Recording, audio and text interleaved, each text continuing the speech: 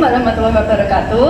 Yang terhormat Bapak Muhammad Bustomi SHMH selaku pengampu mata kuliah Hukum Konstitusi. Kami dari kelompok 7 akan mempresentasikan tentang konstitusi dan negara. Selamat menyaksikan.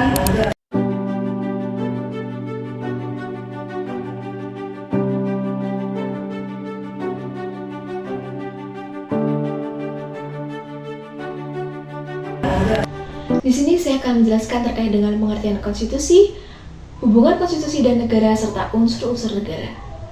Pengertian konstitusi. Konstitusi berasal dari kata constitution dalam bahasa Inggris, constituer dalam bahasa Belanda, dan constituer dalam bahasa Prancis, yang berarti membentuk, menyusun, atau menyatakan. Dalam bahasa Indonesia, konstitusi sering diterjemahkan atau disamakan dengan Undang-Undang Dasar atau UUD. Secara etimologis, konstitusi berarti dasar susunan suatu badan politik yang disebut negara. Dalam pengertian yang luas, konstitusi menggambarkan keseluruhan sistem ketatanegaraan suatu negara, yaitu berupa kumpulan pengaturan yang berfungsi untuk membentuk, mengatur, dan menjalankan pemerintahan negara.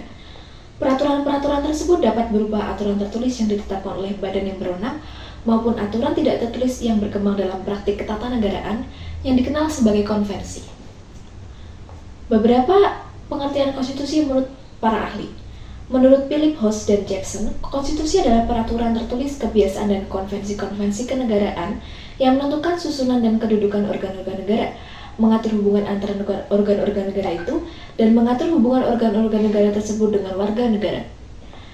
C.F. Strong dalam bukunya Modern Political Constitution and Introduction, The Comparative Study of Their History and Existing Form, memberikan pemahaman bahwa konstitusi adalah sebuah kerangka masyarakat politik yang diatur melalui hukum, artinya di mana hukum telah membentuk lembaga permanen dengan fungsi yang diakui dan hak yang pasti. Selanjutnya, unsur-unsur negara. Yang pertama adalah rakyat.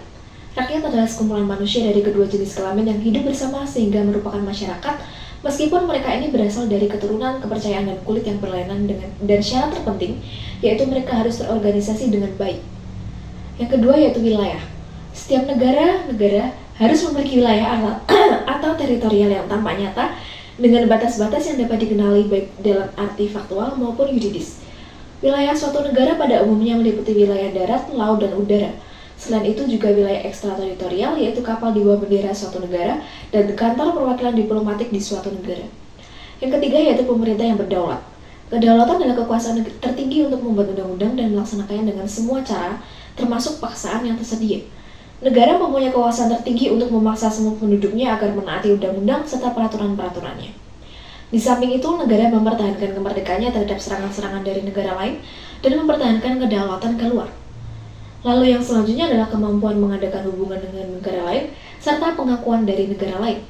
Unsur ini bukan merupakan syarat mutlak bagi adanya suatu negara, karena unsur ini bukan merupakan unsur pembentuk bagi badan negara, melainkan hanya bersifat menerangkan saja tentang adanya negara. Jadi hanya deklaratif, bukan konstitutif. Tanpa pengakuan dari negara lain, suatu negara tetap dapat berdiri, meskipun bukan merupakan unsur pembentuk, namun diperlukan sebagai penyataan dalam tata hubungan internasional. Alasannya karena dalam tata hubungan internasional diperlukan kemampuan melakukan hubungan dengan negara lain dan pengakuan dari negara lain. Selanjutnya adalah hubungan konstitusi dan juga negara itu sendiri, di mana terdapat dua analisis yang menjelaskan terkait dengan hubungan konstitusi dan juga negara. Yang pertama adalah konstitusi merupakan dokumen hukum yang menandai lahirnya suatu negara modern. Dapat kita simpulkan bahwa sebuah konstitusi merupakan suatu landasan yuridis dan juga landasan normatif terhadap kelahiran dari sebuah negara. Kenapa? Karena konstitusi itu sendiri mengatur tiga hal yang fundamental dalam pembentukan sebuah negara. Yang pertama adalah state of regime atau form of regimenis. Yang kedua adalah status ide atau tujuan negara itu sendiri. Dan yang ketiga adalah fundamental rights atau hak-hak fundamental. Lalu yang kedua, hubungan konstitusi dan juga negara adalah berkaitan untuk dapat membatasi kekuasaan penguasa. Dalam konteks ini, ketika konstitusi mengatur terkait dengan bagaimana kewenangan dari para lembaga negara dapat bertindak, maka konstitusi dijadikan sebagai suatu instrumen untuk dapat membatasi kekuasaan dari penguasa itu sendiri. Seperti yang kita tahu dalam preambul Undang-Undang Dasar 1945 dalam alinea keempat, di mana tujuan negara Indonesia atau status ide dari negara Indonesia terdapat 4 hal.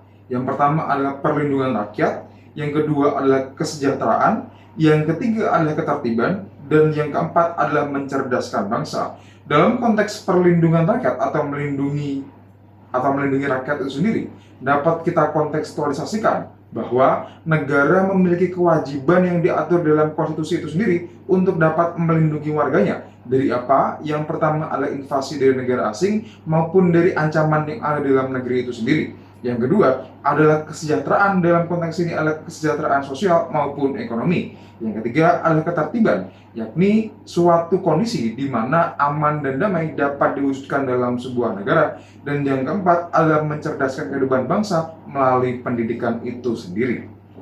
Sehingga dapat kita simpulkan bahwa dalam konteks fungsi konstitusi itu sendiri terdapat 4 hal yang harus dipahami. Yang pertama adalah mengatur organisasi negara. Seperti yang disebutkan sebelumnya, bahwa salah satu aspek atau unsur dalam konstitusi adalah form of regimenis atau state of regimenis yang berkaitan dengan pengaturan dari lembaga negara itu sendiri.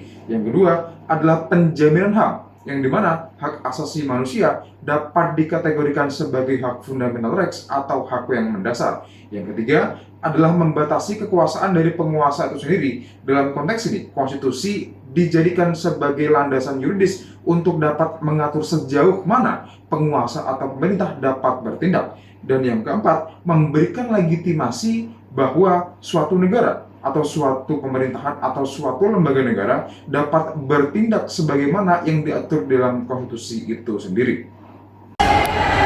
Pada kali ini saya akan menjelaskan mengenai nilai dan sifat konstitusi.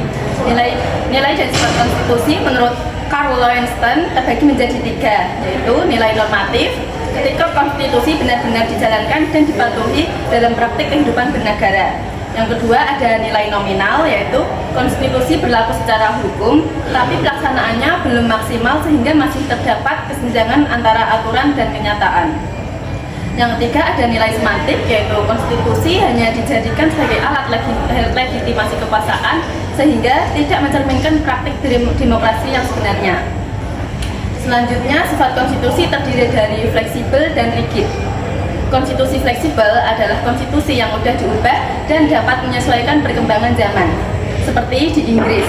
Sedangkan konstitusi rigid adalah konstitusi yang sulit diubah karena memerlukan prosedur khusus, seperti di Indonesia melalui Undang-Undang Dasar Negara Republik Indonesia 1945.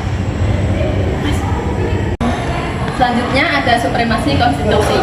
Supremasi konstitusi berarti bahwa konstitusi merupakan hukum tertinggi dalam suatu negara. Hal ini menempatkan konstitusi sebagai dasar utama dalam penyelenggaraan negara dan sumber bagi semua peraturan hukum.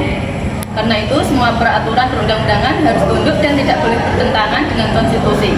Jika terdapat peraturan yang bertentangan, maka peraturan tersebut dapat dibatalkan. Untuk menjaga agar konstitusi tetap menjadi hukum tertinggi, terdapat mekanisme yang disebut judicial review, yaitu pengujian undang-undang terhadap konstitusi. Di Indonesia, kewenangan ini dimiliki oleh Mahkamah Konstitusi. Selanjutnya ada peran konstitusi dalam sistem ketatanegaraan. Konstitusi memiliki peran penting dalam sistem ketatanegaraan suatu negara. Pertama, konstitusi menentukan lembaga-lembaga negara beserta kewenangannya, sehingga struktur kekuasaan menjadi jelas dan teratur. Yang kedua, konstitusi mengatur hubungan antara lembaga negara melalui prinsip checks and balance agar tidak terjadi penyalahgunaan kekuasaan. Yang ketiga, konstitusi juga mengatur hubungan antara negara dan warga negara, termasuk menjamin hak dan kewajiban negara serta perlindungan hak asasi manusia. Dengan demikian, konstitusi berfungsi sebagai dasar utama dalam menciptakan sistem peradilan pemerintahan yang tertib, adil, dan demokratis. Baik teman-teman, untuk selanjutnya kita akan membahas mengenai bentuk negara. Jadi ada beberapa bentuk negara di dunia, salah duanya adalah bentuk negara kesatuan dan juga bentuk negara federal atau serikat. Jadi di antara kedua bentuk negara ini terdapat beberapa perbedaan, di mana perbedaan utamanya terletak pada kedaulatan suatu negara tersebut. Jika suatu negara berbentuk kesatuan, maka otoritas tertinggi itu dipegang oleh pemerintahan pusat. Sedangkan jika suatu negara tersebut berbentuk federal atau serikat, maka ada pembagian antara pemerintah pusat dan pemerintah bagian atau negara bagian. Nah, di negara bagian ini dipimpin oleh gubernur yang memiliki otonomi yang dijamin oleh konstitusi. Bahas mengenai sistem pemerintahan. Jadi ada 3 sistem pemerintahan, yaitu sistem presidensial, sistem parlementer, dan juga sistem campuran atau semi presidensial. Di antara ketiga ini memiliki karakteristik yang berbeda-beda. Jika di sistem presidensial, presiden itu bertindak sebagai kepala negara dan juga sekaligus menjadi kepala pemerintahan. Berbeda dengan di parlementer, kepala negara itu adalah presiden dan juga kepala pemerintahan itu dipimpin oleh seorang perdana menteri. Pemerintahan juga berasal dari parlemen yang juga bertanggung jawab kepada parlemen. Parlemen ini bisa dijatuhkan, atau kita bisa sebut bahwa dalam sistem parlementer, pemerintahan itu lebih fleksibel tetapi cenderung tidak stabil. Berbeda dengan presidensial, ada masa jabatan tetap tidak tergantung pada parlemen untuk jabatan presiden tersebut. Antara parlemen dengan presiden, mereka mempunyai otoritas dan kekuatan yang sama-sama kuat dalam konstitusi kita. Nah, untuk sistem campuran atau semi presidensial, presiden ini dipilih oleh rakyat dan juga ada perdana menteri, kekuasaan eksekutif itu dibagi. Pemerintah dan parlemen sama-sama untuk menjalankan roda pemerintahan. Ada contoh negara yang menjalankan sistem pemerintahan campuran, yaitu adalah negara Perancis. Itulah presentasi dalam video kreatif dari kelompok 7 mata kuliah Hukum Konstitusi yang diampu oleh Bapak Muhammad Imam Gustomi SHMH. Sekian dari kami sampaikan terima kasih.